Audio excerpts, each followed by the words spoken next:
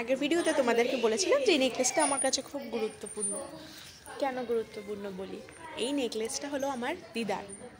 আমার দিদাকে দিয়েছিলেন হলো তার মা, মানে আমার মায়ের দিদিমা এই নেকলেসটা দিয়েছিলেন আমার দিদাকে। সেই নেকলেসটা আমার দিদা আমার মাকে দেন এবং আমি আমার মায়ের থেকে পাই।